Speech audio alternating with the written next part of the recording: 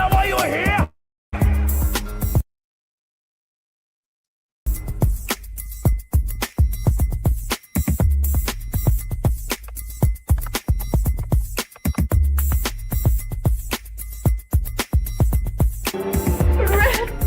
You go. Where shall I go? What shall I do? Frankly, my dear, I don't give a damn.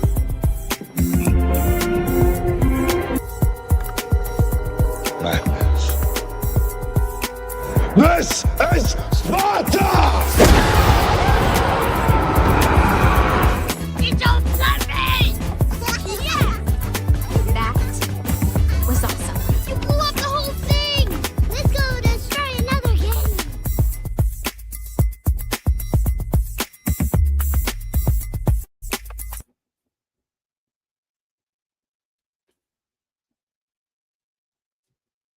There we go. Good evening, ladies and gentlemen, and welcome to our first episode of BW Flix, the Average Movie Critics. I am your host, James Martin, and it's my co-host over here, Brian Arndt. Yes, our first episode, man. This is exciting because we are here today. For people who are out there who love watching movies, we are here to critique movies for you. Not just movies, but older movies going all the way back, dating back to Nosferatu, silent movies, all the way up to Sinners, which we'll get into later. Look, I really enjoy movies. I like watching movies, but I also like talking about them too as well. So hey, we got Yenzo out here watching already. Cool. What's up, Robbie?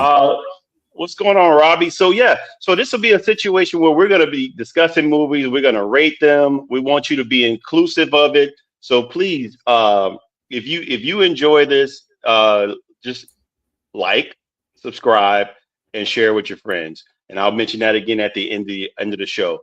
Let's give a brief introduction to myself. My name is James Martin again. Again, that's Brian Arndt. And I've been watching movies since I was this high, and fell in love with them ever since. And I can watch my favorite movies over and over again. Yes, I'm glad, Yenza, man. Same here. Brian, why don't you tell the viewers a little bit about yourself and your love of movies, man? Yeah, I mean, movies have been something that's been instilled in me since I was in elementary school. I went to go see Oliver Twist when it came out. That tells you how old I am. So, I mean, movies are great. I love movies, sports movies, action movies, Star Wars trilogies, Star Trek trilogies, all that stuff, Top Gun, all that stuff. I love that. I love movies. There are bad movies out there though, and that's what we're here for. So that we, can give our reviews. So yeah. Absolutely.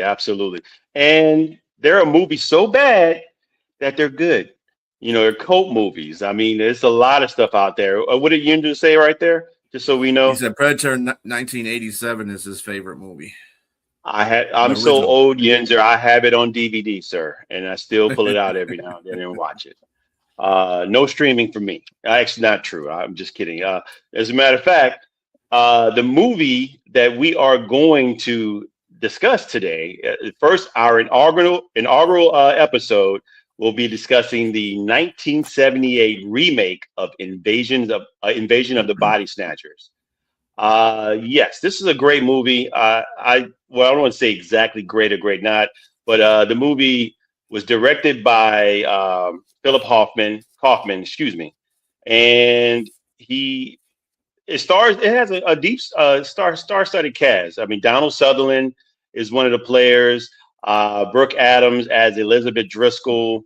Donald Sutherland plays Matthew Bennell, the main protagonist, and Brooke Adams Elizabeth Driscoll is the main antagonist as well. Jeff Goldblum, he's in the movie. His name is Jack Belichick, not the coach, but not Bill Belichick, but Jack Belichick, and he's the second protagonist. And Veronica Cartwright is Nancy Belichick, his wife, and last but not least, Leonard Nimoy, our favorite Spock. Live Long and Prosperous is in the movie, as well as he's a psychiatrist, Dr. David Kibner. And with that said, if you want to know where to go watch this movie, you can watch it on Tubi with ads, of course. If you don't like ads, don't watch Tubi. But the ads are, to be frank, the ads are very short, so it's not that bad, and it doesn't cut the movie up or chop it up like you would see back in the day on TBS or any other channel that would chop where the words were supposed to be a curse word and it turns out to be something Yeah, totally swearing different. and gore, trust me. Yeah, swearing And and look gore. like you, yes, and look like you were watching a kung fu movie with the terrible, what do you call it? I can't even think of that one, but you know what I mean. Yeah, when they speak Japanese or something like The that. And dubbing. I couldn't think of it, but dubbing. Yeah, Yes. yeah. Oh, Yeah. yes. Tubi has a lot of great movies, man. And I want to speak out to my younger audience out there that don't. I've been talking to some people out there, that don't really get a chance to watch older movies. And I try to think back when I was about 20, 22. I didn't watch a lot of black and whites, but I had a lot of uncles that did. I mean, that watched Twilight Zone, that watched Star Trek, that watched, To Kill a Mockingbird, different things like that. These were great movies once I got an opportunity to watch them. If you can look past the no CGI, sometimes the bad makeup and the bad stuff, that special effects that were in movies, the storytelling was impeccable. Great storytelling in a lot of these older movies. And as decades pass along, technology improved, and you would have people like Spielberg or what's my man, Star Wars, uh, George Lucas. George Lucas. And yes, and you would see how they were pioneers and innovators in how they created, different special effects. And it was just great. And of course, the sound effects that they would use for certain sounds, time has improved. And obviously we gotten to the point where now you don't even have to be on location anywhere. You can just be in the studio with a green background and like, what's the movie, Avatar, prime example. They probably never left the studio at all for their movies, and it had a $600 million budget for that. But I mean, obviously, it made a crap ton of money too. But that being said, let's get back to Invasion of Body Snatchers. Before we get into our review of this movie. Brian's going to show us a brief clip of the movie so you get an idea of what it is. That way, if you haven't seen the movie, and by the way, if you haven't seen the movie, I'm just going to give you a note that there are spoilers here. We're not the ones that don't hide the movie. We're going to talk about the movie in depth.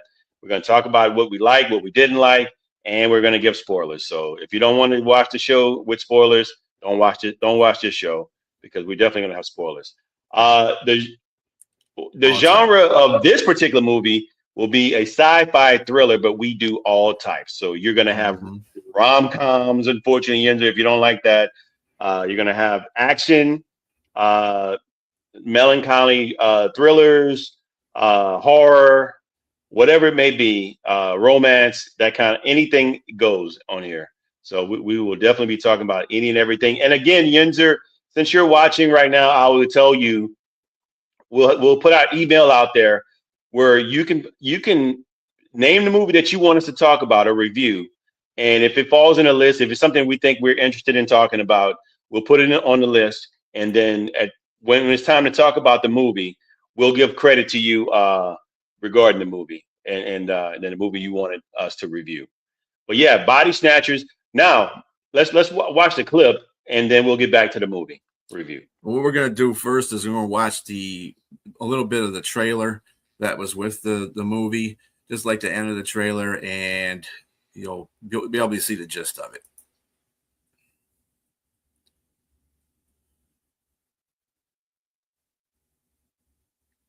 And here we go. Oh, come on now. Is it like that? Wait, okay, get a load of me. All right. What the heck is going on? Technical difficulties. That's what's going on.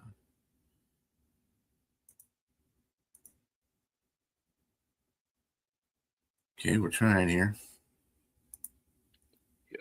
Houston, we have a problem. Well, it's running, but it's not running. Jack off. All right. Okay. All right. Well, we'll try this a different way. Hold on, just one more time. Yeah, it's happens with the intros of shows, folks. We always got to have somebody that's messing up. We live in a land of second chances. Yeah.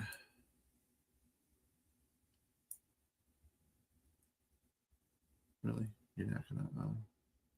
You're just still not gonna do it, huh? Okay. All righty.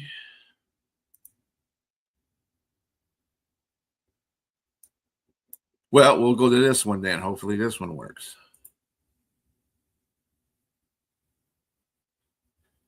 Maybe that. There we go. You got something. Here we go. Lights, camera, action.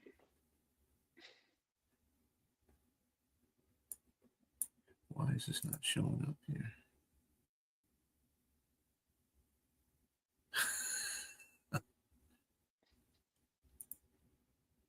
Yep, he is.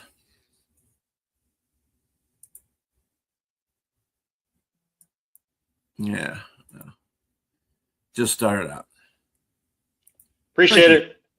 Thank you. Thank you. We'll be and able thank to you for your get more patience. Yeah, because we're really having a hard time here with this video thing going on here. I don't know what's going on, why it's not working here. This is just not right. Okay. Well, let's just go into the thing, and then I'll see what's going on with this movie thing here. We can bypass, yes, the video right now. But the one thing, let's see, 1 month until April. That's yes. Okay. So cool. So talking about Invasion of the Body Snatchers, this came out in 1978.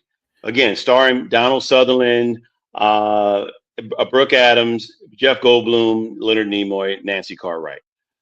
So the movie starts off with it really goes into the movie, Bree, telling you exactly what's going on. It doesn't hide the fact of what you don't have to look for anything.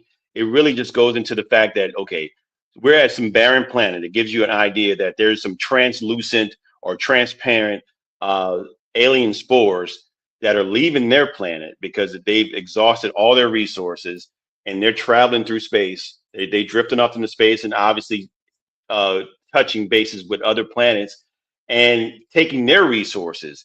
And of course, in line is Earth. Earth comes up and you see them into the Earth atmosphere through rain. And so when it's entering rain, it sort of the spores sort of what do you say? He said if nobody's dropping anything for it, he'll give us some cool things to ask. Cool, appreciate it. So with that said, oh sure, go ahead and ask the question. Okay. I'll keep talking. Let me see. When's your birthday, man? In April? I would think so. Yeah, I think that's when his birthday yes. is, because he's got one more. And then we'll tell you happy birthday. Come back in April again. We're going to have this once a week. So when you come back in April, we'll send you a shout out just for being one of our first few viewers. With that being said, I'll continue talking about the movie here. Independence Day. All right. Cool. All right. Cool. Yeah. You can see when the 4th falls on. If it falls on a Tuesday, we can do that for and we'll have to do the review, maybe the 2 Independence Day movies, or Born on the 4th of July, or whatever it may be. We will definitely figure out a movie for you. Just come back and let us know, or hit us in the email as well. So with that being said, the movie, as they're going through space and they're entering the Earth's atmosphere, the translucent or transparent alien spores have dropped off into plant life, and they're becoming symbiotic with the plants. And unbeknownst to us, we don't know what's going on with this alien life until you start seeing people walking around and they're strange looking. They're not showing any type of emotion. And at the beginning of this movie, you see a teacher with children, and she's telling them to go pick plants. So that's kind of weird to me. Why is this lady telling these children to go pick plants and grab the specific plant that they see. Right there, it didn't dawn on me that teachers have what they have is control over children. Seemingly, they have control over children. So you're teaching them. You have children are open. They're open-minded.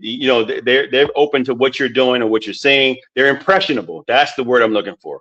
So she's impressing upon them to pick the plants. Unbeknownst to them, these plants are deadly. They're alien, deadly plants that people take into their homes, and they spread like wildfire. And I want to say one thing about this part in the movie. There's a cameo, an uncredited cameo for anybody who's seen this movie but never really paid attention to it, and I didn't until recently.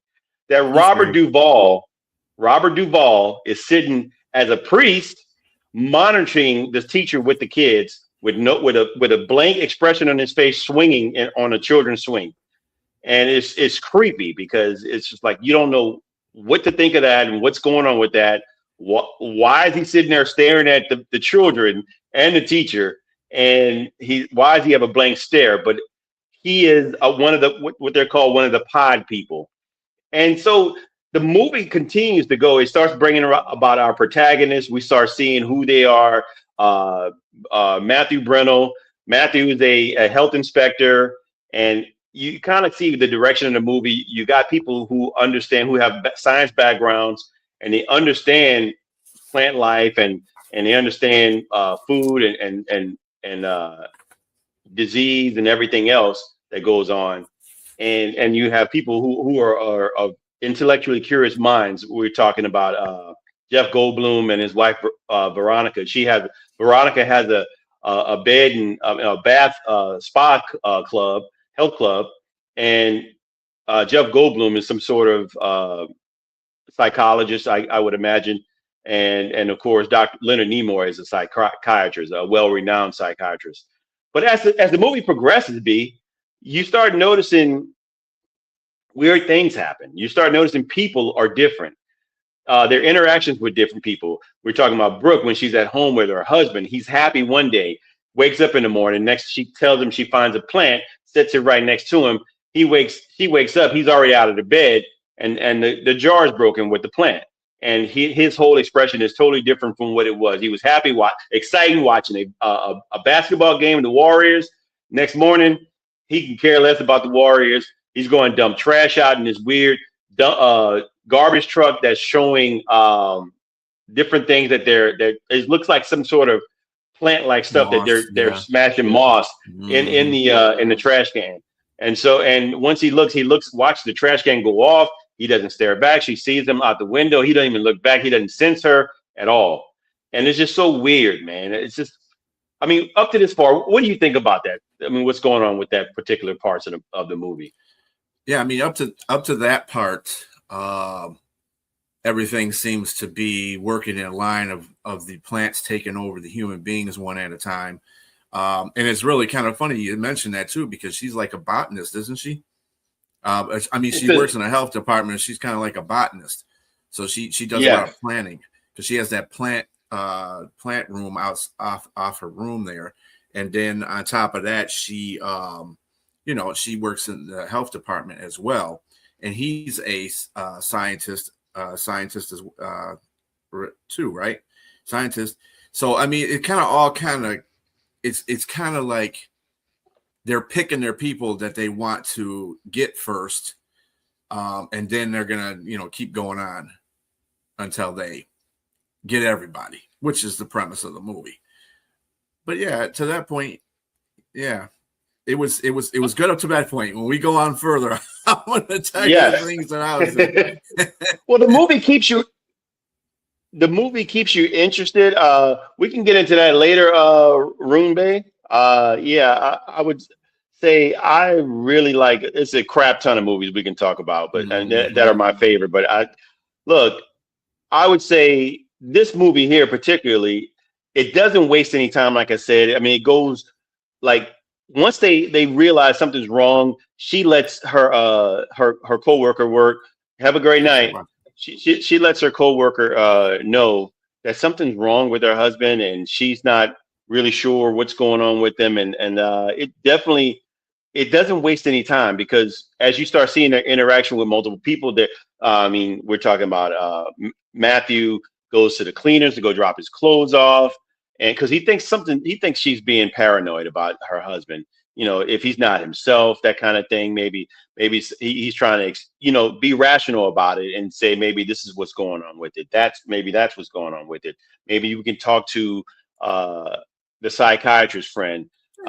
Thank you, appreciate you. Maybe the psychiatrist friend in regards to not trying to particularly see if she's crazy or not. And I hate to say that word, or see if she has any mental issues, but to see if he can rationalize why there's sudden changes in her husband or live-in boyfriend. I mean, I can be honest with you, I couldn't even tell which one is which because they left it kind of open, whether it was her husband or her live-in boyfriend.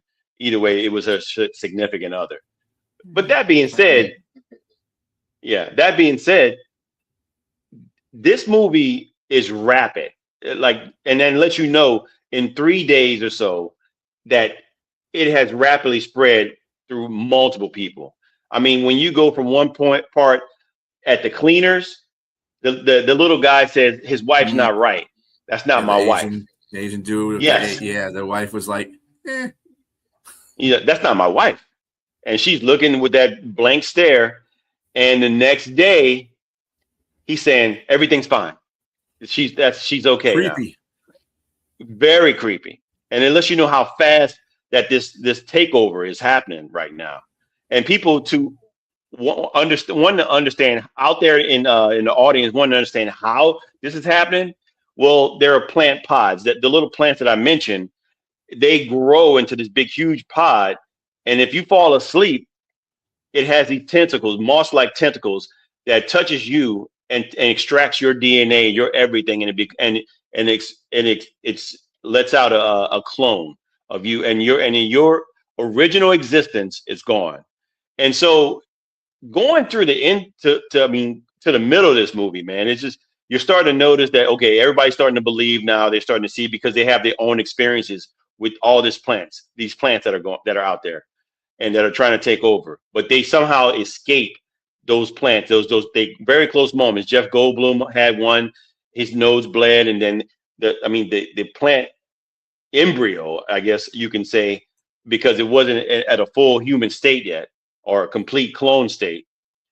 It had no eyes, it had no nose or mouth, but it had the form of a human. It had the 6'4" length of the Jeff Goldblum character. And to be 1978, I was impressed with the special effects because, again, we're not talking CGI here. We're talking just people having to use their ingenuity and their craftsmanship, their study, and to give credit to Thomas Berman. If anybody knows his name out there, he doesn't have a lot of credit for movies, big name or big budget movies. He did a lot of low budget movies, but the movies that he's done a fantastic job, and I have to give him credit on this movie as well, because the plants and the human forms, the clone, everything, what he did with the movie was incredible for what it was. Again, we're speaking 1978. For those of you who have not seen the movie, don't be surprised with what you're seeing, but give it an opportunity to watch. But with that being said, great up to this point. I don't know. I think, Brian, if you got something you want to say about a certain part of the movie that was weird, go ahead and expound upon it for me. Well, the whole relationship between Brooke Adams' character and Elizabeth and Donald Sutherland's character was weird. Considered the main focuses of the movie. It was kind of creepy on Donald Sutherland's part in a part of the movie where it's just near the end where she's trying to go to sleep and she's like half with it. She's so sleepy, she's half with it, and he's trying to get her away from everybody and trying to take a ship. They get down a pier and they're trying to take a ship to get away from there, but the ship is actually transporting the pods as well.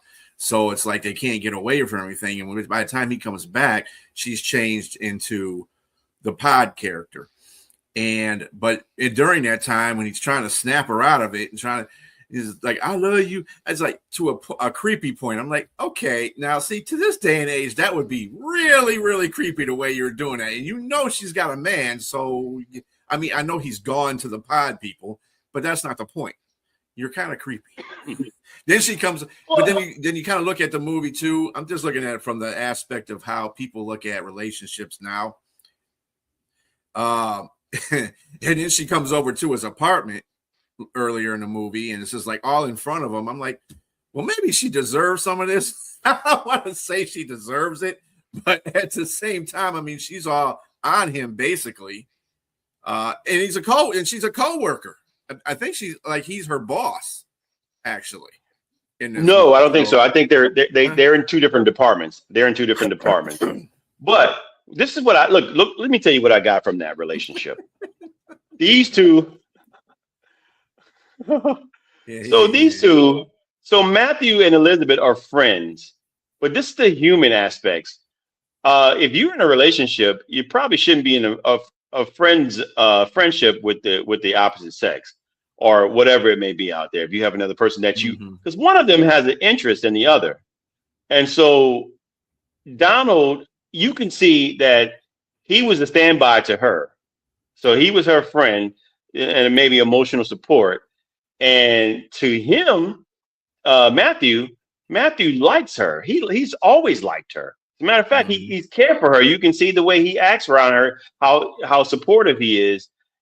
But she just happened to be in a relationship with the dentist. And with that said, and that's why him saying he loved her, and you can see the emotion in his face and him crying at the end when he lost her, because he couldn't be with her. But I mean, just let's go back to the one little thing when he said when they're sitting down and she's talking about the situation, how different her significant other is. And he's making food and she's eating. He's trying to calm her down. And she said, "You don't believe me. You think I'm crazy?" And he said, "Can you still do that thing with your eyes?" And she does it where she has like a rhythmic, like nystagmus type thing. And they both start laughing. And he said, "Yeah, you're not crazy." And so it was pretty funny. And that part, I want to get into that part as to compare to what the pod people were. Look. I also want to get to the point when you mentioned when they were towards the end. When they were towards the end, and she fell down, and again, you can't go to sleep because the plants are everywhere. So you fall asleep, they're going to attach to you. They're in the grass, they're in the plants, any type of plant. Like they were in grass, and so she laid down, and they heard the music. And this is what's really eerie about this part is that. And it's symbolic. I'm going to say it's symbolic because they were at the gate and there was a ship and the bagpipes were playing Amazing Grace. So Amazing Grace to me was a symbolization of hope. It was a symbolization of hope, meaning there's an opportunity to escape and to get somewhere else. Even Matthew said, we can get away. We can get on a ship and sail away. And of course, like you said, once he ran and saw that it was just people pulling up more of those pods, they were shipping them out everywhere. So they were trying to take over the world. And so he lost hope and the music got cut off. And also next thing you know, because the music was on a loudspeaker. And so when it got cut off, they just started talking about the weather and everything else. Again, he lost all hope and he came back. And even the last bit of hope was lost when he saw that Elizabeth had fallen asleep. And you can see when you fall asleep, the humans, things that you're starting to dry up. They're sucking all of your essence. They're sucking all of the water from your body. So you can see your skin was peeling and everything else. And so it happened. That's when you say he loved her. And I didn't think it was creepy that he said he loved her because obviously he loved her from the beginning. He just couldn't be with her. But I get where you're coming from and how you see that. But I can see if that's somebody he loved, but he didn't act upon it. But when it was time, when he knew that the man was gone out of the picture, that's when he made his move. And clearly she loved him too. But you know what? When he said he loved her, she never said it back. She never said it back. And so even in the end, he was still friend zoned. That's what I'm saying. It was creepy in that sense, because I mean, it's like, dude, I mean, and he was like really, really going at her with the love stuff. I mean, I understand that he did love her. That's not the point, but there goes to a point where you go from borderline, okay, I know you love me, blah, blah, blah, that's cool, to creepy, which he did kind of go over that line. In that scene, I was like, dude, hold up. The girl is sleeping. I'm kind of wondering where you're going with this, or, you know, and she's trying to, you know, you're trying to wake her up. Your best thing is not to be telling her that kind of stuff. Wake her up, shake her to death, or something like that, you know. I think he knew she was gone. I think he knew she was gone, and then when he saw her fall into his hand and sink, he just and melt, and that's where he really lost it. But I want to get into a point, Brian, about this movie. There's parts of the movie that seemed, I mean, this is a really good movie, but it had its flaws. It wasn't without its flaws and without its contradictions. To me, one of the contradictions is going back to when Leonard Nimoy's character, Dr. David Kibner, he obviously at the time when he turned into one of the pod people, or when his pod person came and obviously he died. It mentioned that once they got David and Elizabeth and Jack and Nancy, he was telling them that they're going to put them to sleep, and it'll be quick, and you won't have any emotion. You won't have any. You'll be void of all of that. You won't have to worry about any emotion or anything like that. When they escape and they get to Matthew's apartment, and he goes to the roof and falls asleep, obviously there's a pod there, and it's trying to reach his hand.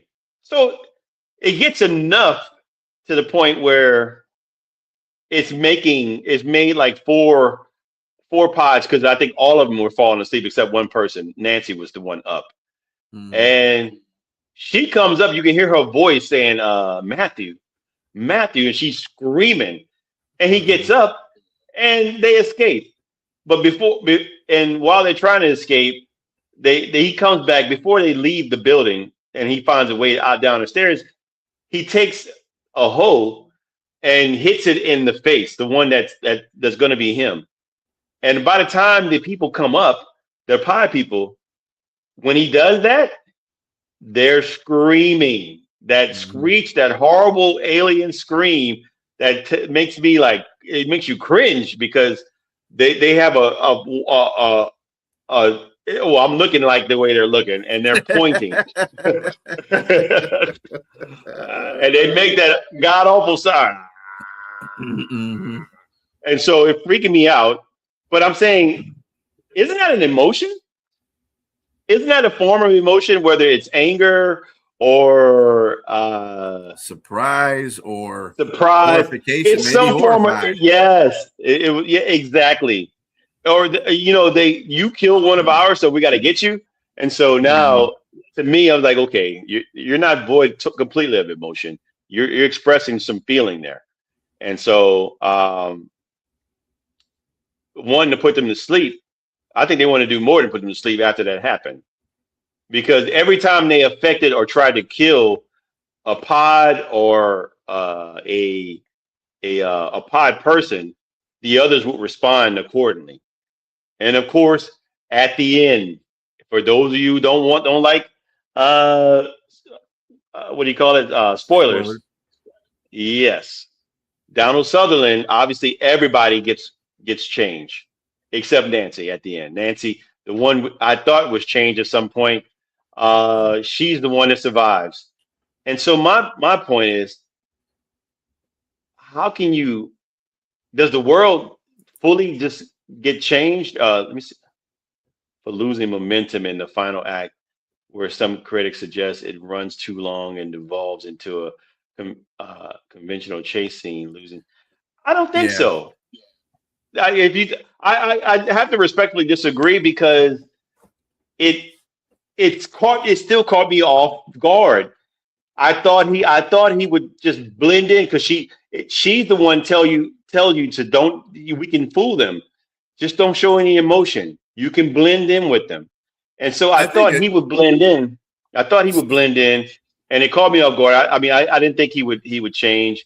And then I thought Nancy was going to change because, like they saw her in the stairwell, and she let them know. They didn't let her know that Jeff was done, or her husband Jack.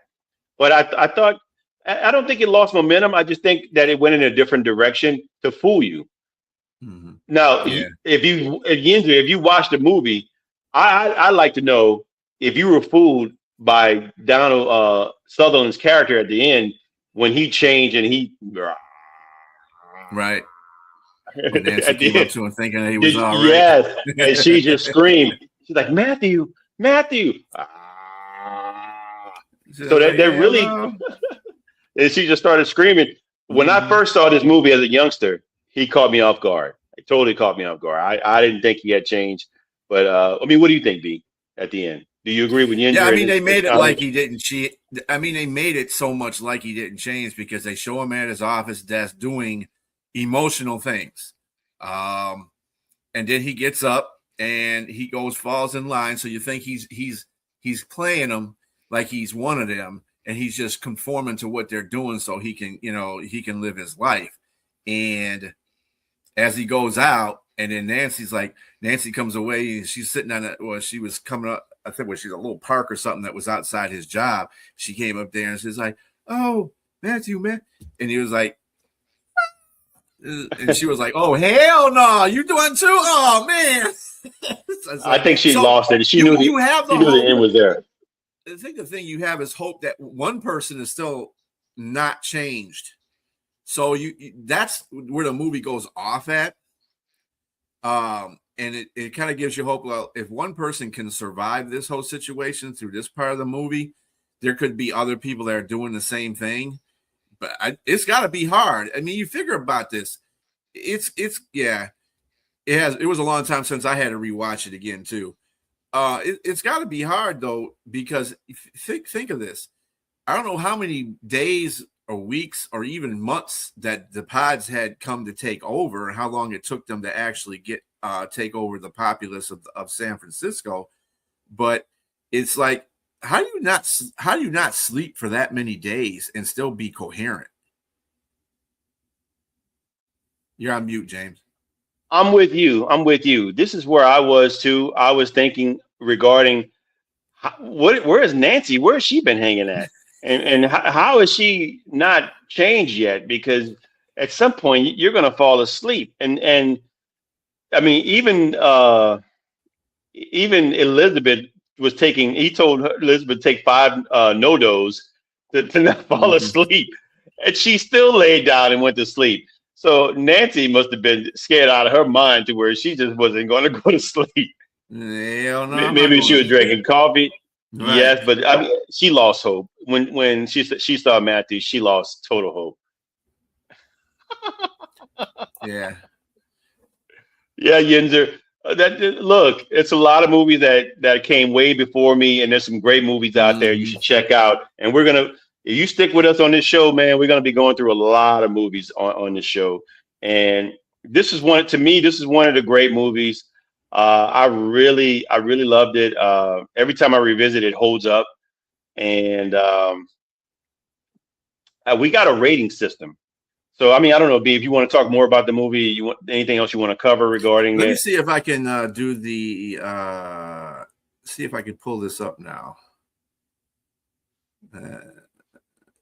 Maybe not. It's just not giving me. This is just retarded. Anyway. Well, there is a part in the movie I want to say. Again, we mentioned earlier that this is a remake. This is a remake from the 1956 movie Body Snatchers. That was a great movie too. If anybody out there wants to check it out, please do. And it had a cameo. I mean, this movie had a cameo appearance, the 1978 version, with, I believe, was his name Kevin McCarthy? Is that his name? Yeah. Kevin McCarthy was in the older one, and he was the main protagonist, similar to what Donald Sutherland's character was. The car pulled up the red light, and he hit the windshield, and he said, "They're coming! They're here! They're here! They're coming! Run!" and went off, and then of course the car hits him, and he dies. He only has a short part in the movie, but it was pretty cool to see him in the movie because he Yeah. played a great character. He played a great role in the original movie. And there was a movie in the 90s, I believe, so that was called Body Snatchers as well. It was another remake. And so that tells you how good the original story was and how good the movie was. Because when you think about it, I do want to say this. Most times we think about aliens coming in. Aliens are not uh, spores, or they're not microbes or anything like that. They're They're in your usually face. some there is some xenomorph, some sort of animal. I mean, like humanoid type creature that comes in your face, like you said, and are going to rip you to shreds. But this one is so subtle, and that's what makes it more scary because you don't see it coming. You don't see it coming at all, and you don't see how fast and swift it comes. And the emotionless people, you catch up to them a little bit, but not to the degree to notice that something's different. But not they didn't do it fast enough to where they could know, because these people were manufacturing. They had large greenhouses where they was making producing these large pods and sending them off. Yeah, that it still is, sir. It still is, sir. Jeepers Creepers is another one that freaks me out. Very, very. Those are some seriously scary movies, man, and they hold up. Pumpkinhead definitely holds up. Children of the Corn. There's a lot of movies out there that hold up, and like I said, we're going to get into them at some point. And but again, Yinzer, anybody else that's still watching, we can. With this movie, before we get into that point, with this movie, we want to give a shout out to one particular person. Myself will give a shout out to one of the actors or director or special effects person, and Brian will do the same. We got two here. I'm going to give a shout out to Donald Sutherland and give a small bio to him, rest in peace as well. And Brian is going to give one to Brooke Adams. So both the protagonists that were in the movie. So I'll start with mine. Donald Sutherland was born in Canada, believe it or not. He was born in Canada in 1935, July 17, 1935. And of course, he passed away, unfortunately, not 2 years ago in June in Miami, Florida. But he went to Victoria University, Toronto, London Academy of Music and Dramatic Arts. And he had an illustrious career, 6 decades. That's a long time. I haven't even lived 6 decades. And this man had a whole career for 6 decades. And it was grand. He was awarded 1 Emmy, 1 Golden Globe, and 1 honorary Oscar in his career. And I think they called him probably the best actor to never have won an Oscar. And obviously, finally in 2017, he got an honorary one. But I mean, his career started with some war movies, MASH, Dirty Dozen, Kelly's Heroes in the late 60s and early 70s. And then he did a few other movies like Clute, Don't Look Now, Animal House, which is funny, is all outdoors. Original People, The Eye of the Needle, Max Dugan Returns. Max Dugan Returns is a criminally underrated comedy with Jason Robart. My wife and I saw that movie. We watched it several times. A Dry White Season, 1990. He did JFK and 6 Degrees of Separation. I try not to watch that too often. Will Smith in that one, yeah. Yeah. 1990s Disclosure, Without Limits. In the 2000s, he did Space Cowboy, which is a very funny movie. The Italian Job, Pride and Prejudice. And he was President Snow in the Hunger Games, if you all remember that. Mm-hmm. But also in the 1960s and 70s, he was also a political activist. He was an anti-war political activist. He fought hard against him and several actors.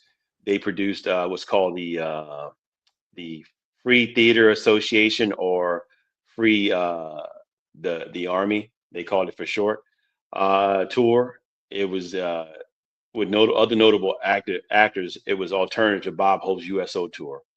So, and he was married 3 times, stayed with his wife till death, the last one. And he had 5 children. One of them you all should know is Kiefer Sutherland, the very well known and in his own right a very respected actor, best known for Jack Bauer in 24, if you remember that.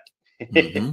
But yeah, Donald Sutherland, and then he also was awarded made an officer of the Order of Canada. It's a high award merit in 1978, and it also went up to being promoted to the Companion of the Order of Canada in 2019. So a very well respected man. Again, rest in peace, Donald Sutherland, and thank you for movies like this.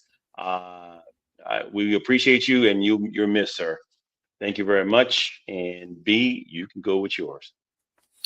So the secondary co-star, the co-star in this movie, Brooke Adams, she was born February 8th, 1949 in New York City. Still alive, and she's married to Tony Shalhoub, who plays what? Monk. Who was famous for playing, Monk. Which I thought was very odd. Anyway, I'm trying to picture both of them. It's like those two don't really match up, but that's what it is. But anyway. She also is her father was Robert K. Adams, who was a producer, actor, and former vice president of CBS.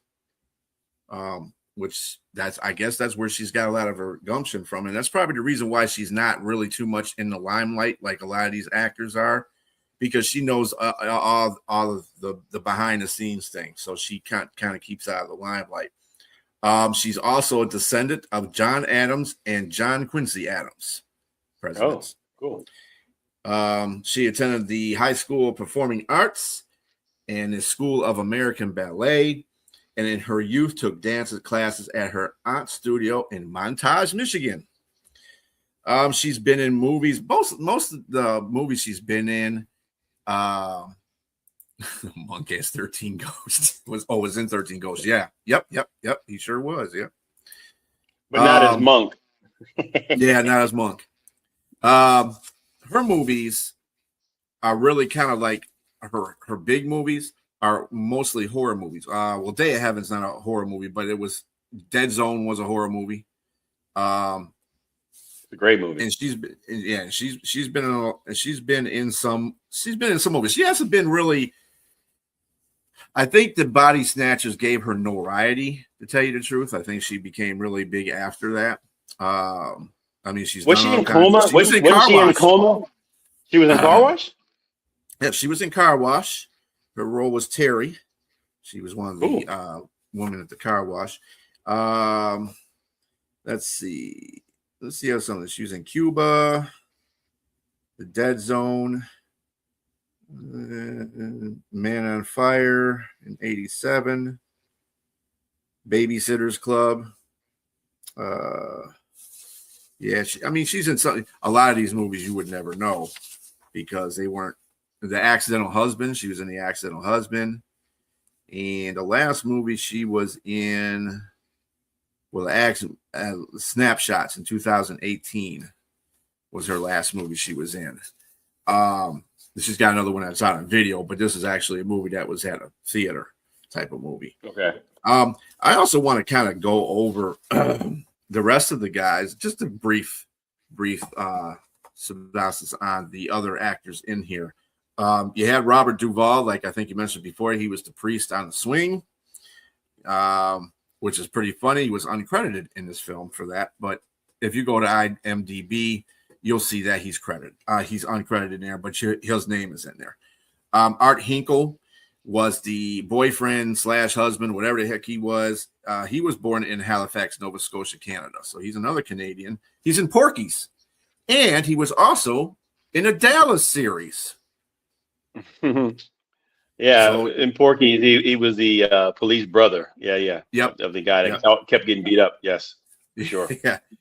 And then Kevin McCarthy, of course, we mentioned him. He was the running man.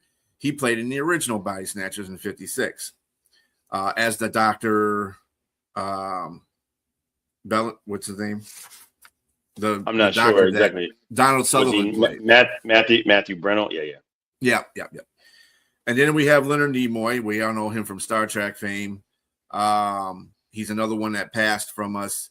He was with us from 3/26/31 to 3/27/15. He hosted In Search Of too. So he was Dr. Kibner.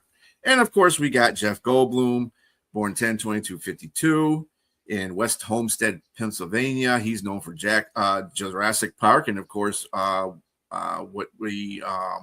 who was it that mentioned that? The Fly. Ronan, Arun Bay, Independence Day.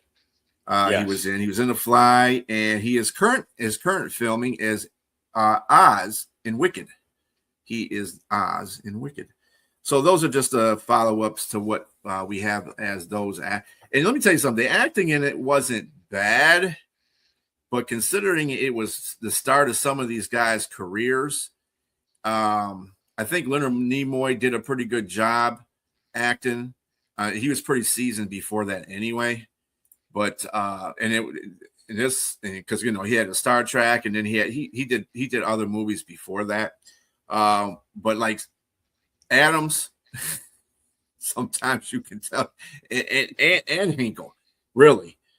Jeff Goldblum was young at the time, and I think that was one of his first movies that he starred in, one of the first ones early, and so his acting was a little bit off as well. You could tell a majority of these characters were not as seasoned as Donald Sutherland and Leonard Nimoy in this.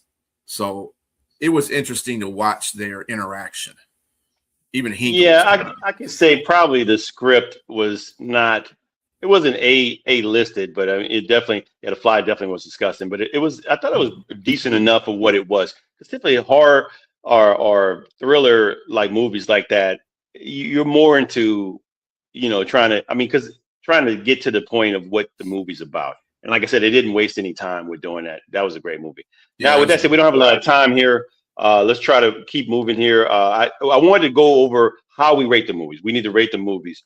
So we have a rating system, Yinzer, and the audience, whoever's watching out there. When Brian and I are done with the movie, we rate the movies. We will give it, like you give it a 5-star or a 2-star. We're going to give it a bucket of popcorn, or 2, 3, 4, 5 buckets of popcorn. 1 being the lowest, being it was pretty bad. 2 being it was okay, but it's still not something worth another watch. 3 being average, where you thought it was okay, maybe I'll watch it again. 4 being very good, I really liked it, and I wouldn't mind watching it again. And 5 being an instant classic, meaning it's just, great. And then even with 5, you add extra butter. We have a term where we're going to add extra butter to the movie, meaning it was just elite. It was the best thing you've seen since.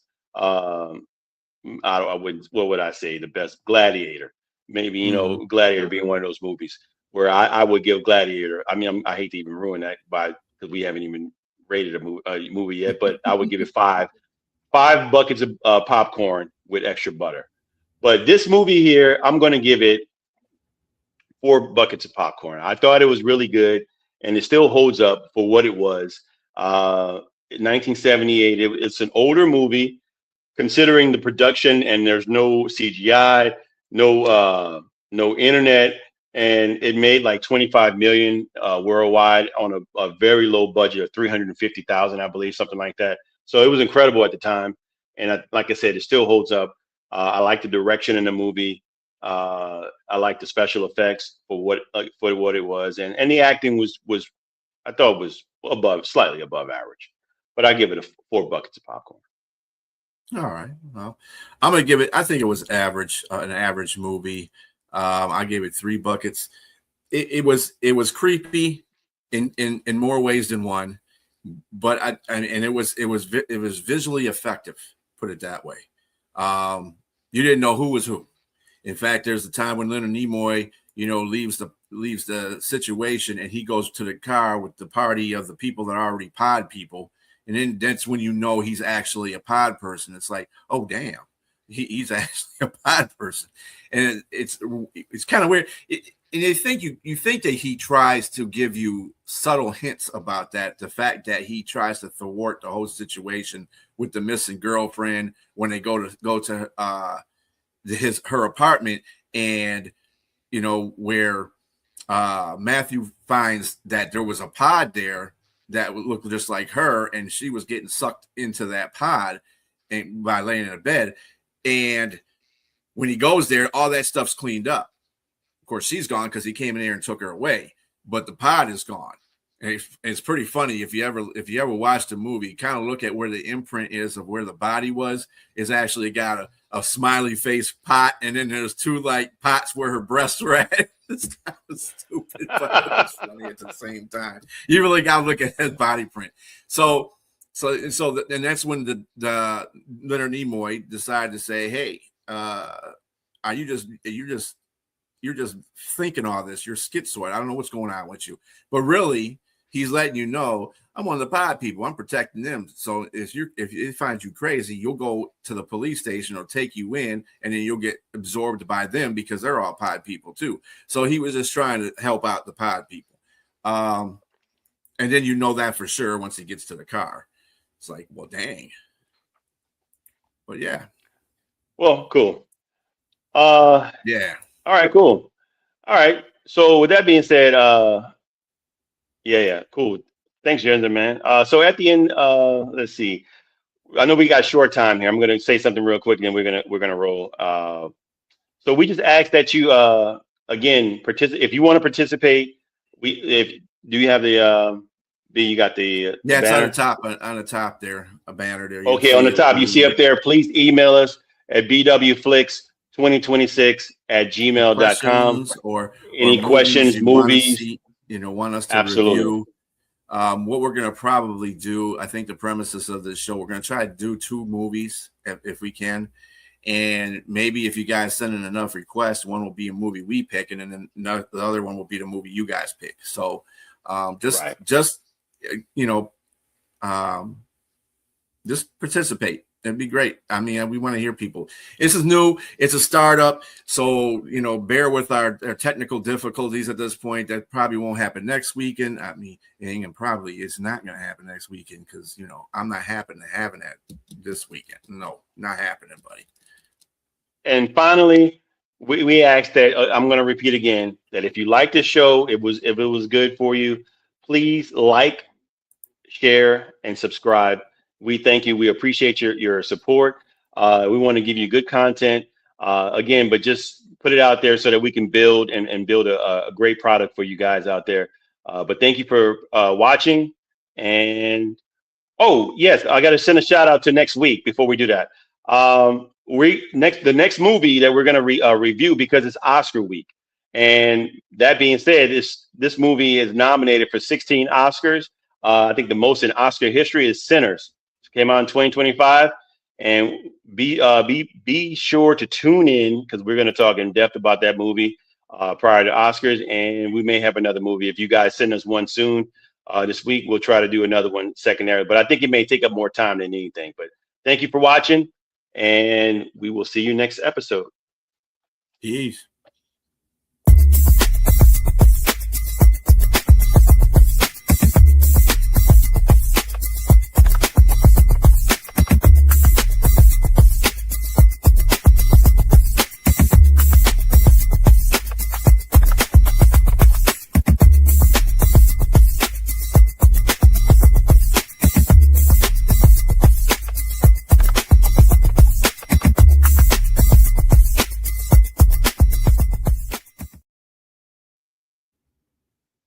Cool.